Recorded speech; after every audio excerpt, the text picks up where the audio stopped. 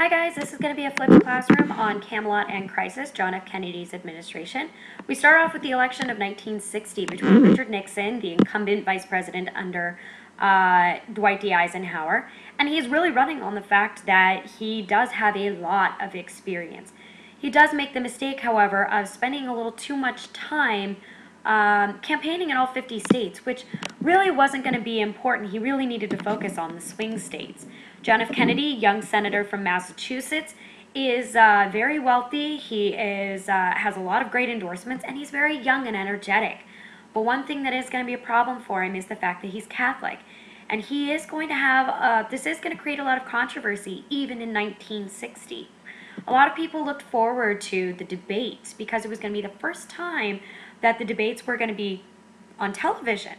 However, it's not going to work as well for both of them. Nixon had just gotten over being sick. He was kind of pale and he looked sickly and tired and worn. He also refused to wear makeup, and under the hot lights, he began to sweat. You could see his 5 o'clock shadow, and he just generally looked kind of unkempt.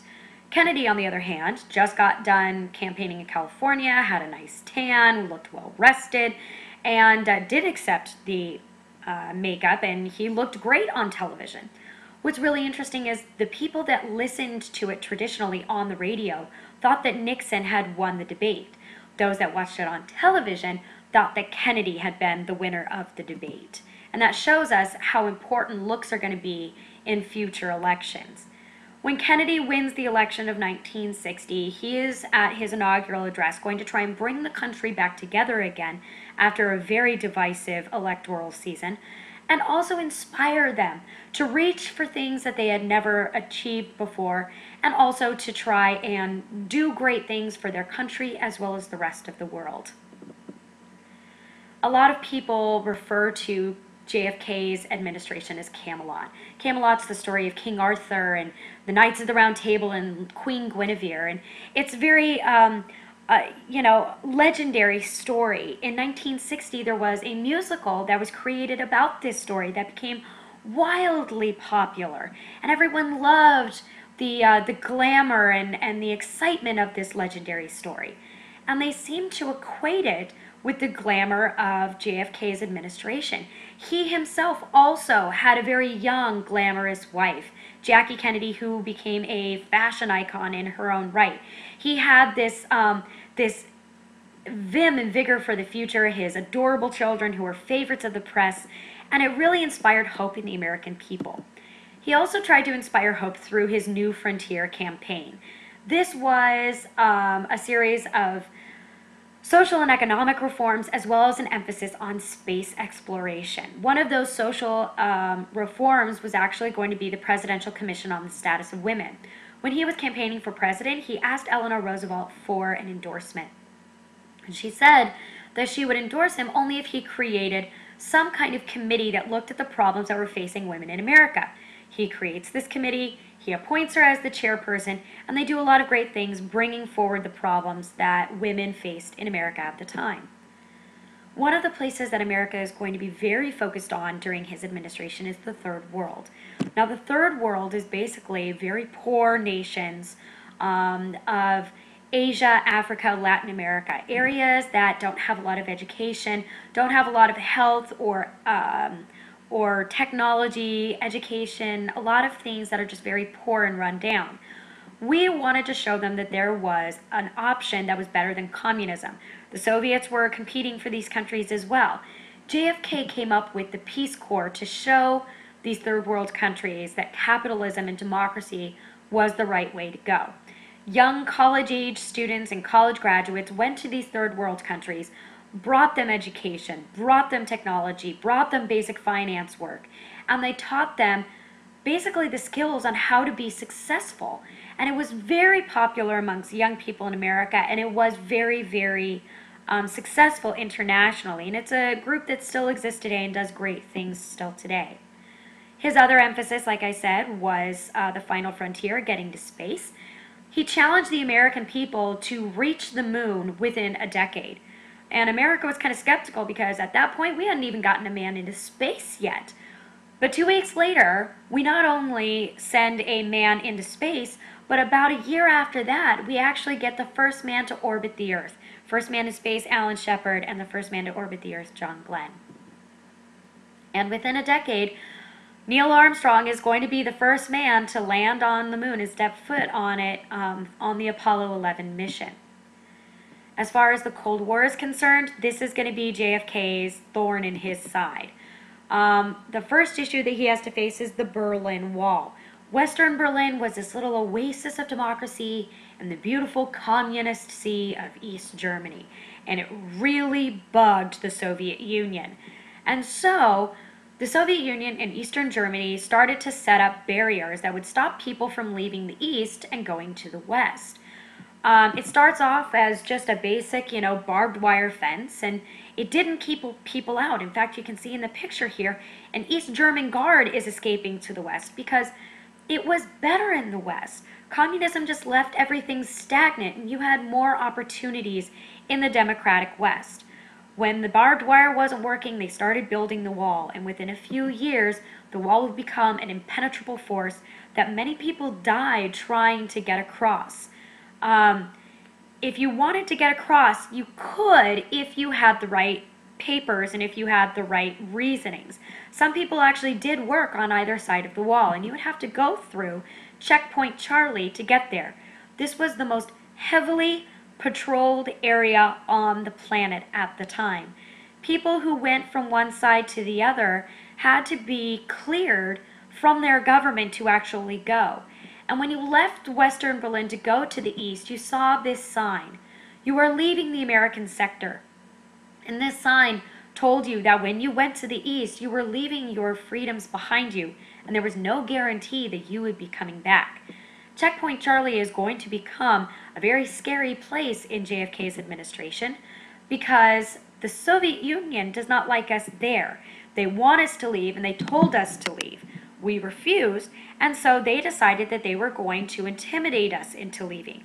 They bring tanks, they bring jeeps, and they come up to Checkpoint Charlie. We bring our own tanks and our own jeeps, meet them about 100 yards apart, facing off at Checkpoint Charlie, and it's a very tense situation that there is a possibility that there might be actually fighting going on between us and the Soviet Union. It doesn't happen. We're able to negotiate and calm the situation, but this is something that was very important to JFK, known as flexible response.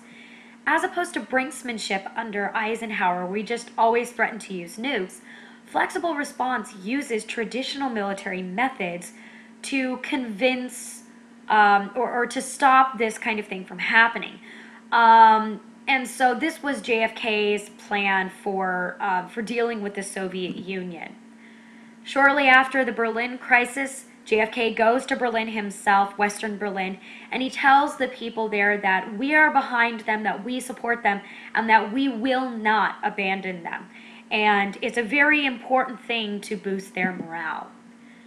Cuba is going to be his big headache. First of all, Cuba had a very bad leader originally. He was a very harsh dictator, and we wanted to get rid of him. But the problem was that he was a democratic leader, so we had to support him. Fidel Castro and Che Guevara are going to lead a group of revolutionaries that are going to overthrow this dictator, and they are going to create a communist government. This makes us very nervous because we don't like having a communist nation so close to us. But at first, it looks like Fidel Castro is actually doing good things for the country. Things seem to be going well. But very quickly, things start to change. He starts taking away more rights of the people until they're all gone, and he takes complete control over the government. And this all happens under Eisenhower's administration. Not everybody was happy with Castro as the new leader, and there was a group of revolutionaries from Cuba that actually came to the United States as refugees. We realized this. We were like, hey, you hate Castro, we hate Castro. This'll work out well. Let's plan together. And so they planned the Bay of Pigs invasion. Now, first of all, there are no pigs involved in this. It just happens to be the place that they landed. Now, the plan is that We were going to train these people, and we gave them guns, and we trained them through the CIA, and we even had the mafia help them out on covert operations. And we were going to have them land in Cuba and overthrow Castro's government.